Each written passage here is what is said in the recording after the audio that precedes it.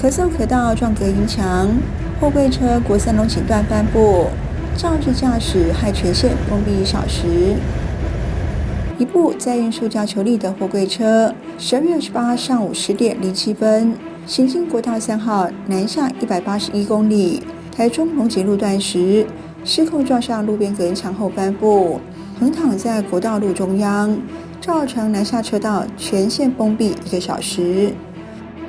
57岁驾驶前男酒测值为0，公正开车行经该处时，不知道为什么突然连续猛烈咳嗽，造成他一度晕眩，导致车身失控撞上护栏与隔音墙。警方在事故现场看前男并无感冒症状，前男应讯时也确认并未服用感冒药，而且前男连喝水都没有，